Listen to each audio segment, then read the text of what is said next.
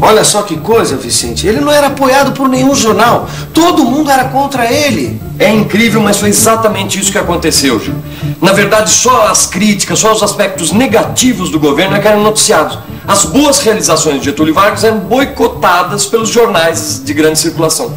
Sabe uma coisa que eu estava pensando, Vicente? Como é que ele conseguia governar sem o apoio da imprensa? Pois é, mas aí é que está o problema, Gil. Governar sem a imprensa é muito difícil, entendeu? É como se o governo ficasse mudo, não conseguisse falar, se expressar, contar suas ideias para a população. Esse que é o problema. Mas tem uma coisa, viu? Conhecendo o Getúlio como a gente conhece, ele deve ter feito alguma coisa. Matou a charada. O que ele falou? Já que os jornais estão me boicotando, o que eu faço? Vou ajudar o Samuel Weiner, que era um jornalista amigo dele, a criar um novo jornal, que foi a Última Hora. Mas peraí, ajudou como? Ajudar através de empréstimos do Banco do Brasil, empréstimos vantajosos, para o Samuel Weiner poder levar essa empreitada adiante. E deu certo? Se deu certo, Última Hora foi um sucesso editorial. Era popular, bem feito, moderno, um jornal que em pouco tempo alcançou um grande número de leitores. Mas peraí, e a oposição, os outros jornais, ninguém falou nada? Pois é, Samuel Weiner ele foi acusado de ter recebido ajuda do governo, entendeu? Apesar que nada foi provado. Mas mesmo assim, o Getúlio Vargas foi acusado de corrupto, de usar a máquina do governo para favorecer os amigos, essas coisas. Ao ódio respondo com o perdão. E aos que pensam que me derrotam, respondo com a minha vitória. Era escravo do povo e hoje me liberto para a vida eterna. Mas esse povo de quem fui escravo não será mais escravo de ninguém. Meu sacrifício ficará para sempre em sua alma e meu sangue terá o preço do seu resgate. Cada vez mais isolado, sendo abandonado até por seus aliados que viam com desconfiança as inúmeras concessões que fazia para os seus adversários, Vargas é pressionado por todos os lados. Mas o que ele não sabia é que esses problemas todos até que eram simples, perto de uma bomba que estava para estourar. 5 de agosto de 1954. É nesse dia que acontece o fato que realmente selaria de vez o futuro político de Getúlio Vargas. É nesse dia que acontece o atentado da Toneleiros. Um atentado onde o jornalista e udenista Carlos Lacerda, um dos mais ferozes opositores de Vargas, é alvo de uma tentativa de assassinato. Ao chegar em casa, na rua Toneleiros, em Copacabana, no Rio, Lacerda é atingido por um tiro, mas é ferido apenas no pé. Seu amigo, porém, não teve a mesma sorte. Rubem Florentino Vaz, major da Aeronáutica, não resiste e morre. A oposição não perde tempo. Atribui a responsabilidade do atentado ao governo Vargas. Uma comissão de inquérito é instaurada e chega a uma conclusão bombástica. O responsável direto pelo atentado foi Gregório Fortunato, o chefe da guarda pessoal de Vargas. Daí para frente, Vargas teve realmente dias muito difíceis. Por mais que tentasse provar que nada sabia sobre o atentado e queria punir os culpados, foi sobre Vargas que recaíram todas as responsabilidades. A oposição não dava trégua. Os políticos da UDN e os militares passaram a exigir a renúncia. Acuado, isolado, Vargas se recusa a renunciar e diz: só morto sairei do catete. E é o que faz.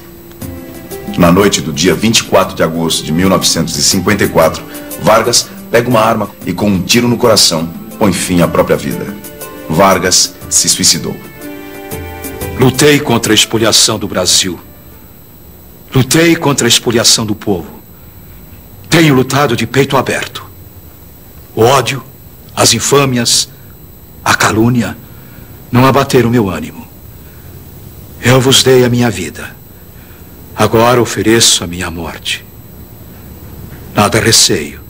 Serenamente dou o primeiro passo no caminho da eternidade e saio da vida para entrar na história.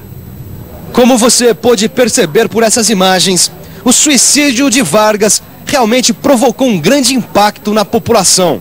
O suicídio em si já mexe com as pessoas. Quando ele é acompanhado de uma carta-testamento, então, aí a comoção é ainda maior. Nessa carta-testamento, que você teve a oportunidade de ouvir alguns trechos, Vargas se apresentava como o grande protetor da classe trabalhadora, como político que tudo fez para tornar o Brasil um país desenvolvido. Além disso, Vargas se dizia vítima de grupos nacionais e estrangeiros que não aceitavam que os trabalhadores tivessem garantidos seus direitos sociais. Vargas, mais uma vez, explorava a figura do pai dos pobres, daquele que concedera aos trabalhadores os seus direitos. Através da Carta Testamento, Vargas deixou uma imagem de herói, daquele que lutou pelo bem do país, mas que teve que se sacrificar porque perdeu a batalha final. Eu vos dei a minha vida, agora vos ofereço a minha morte. Nada receio. Serenamente dou o primeiro passo no caminho da eternidade e saio da vida para entrar na história. Essas foram as últimas palavras da Carta Testamento de Vargas. Quando tomou conhecimento desta carta, a população saiu às ruas para chorar a morte do seu líder e vingar seus opositores.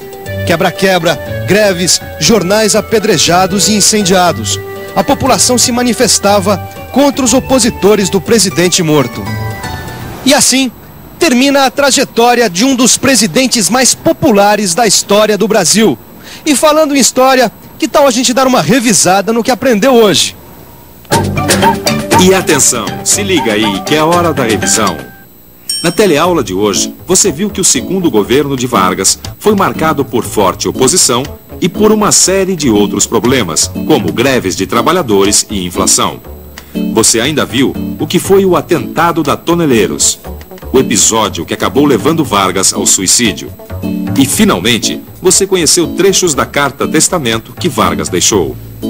Só para concluir, a morte de Vargas, ao contrário do que imaginavam seus inimigos, não conseguiu liquidar o varguismo. Na verdade, sua morte acabou perpetuando por muitos e muitos anos a sua forma de fazer política e de administrar o país. Tanto que até hoje, sob muitos aspectos, o varguismo ainda continua vivo. Mas esse já é um assunto para as nossas próximas teleaulas. Até lá!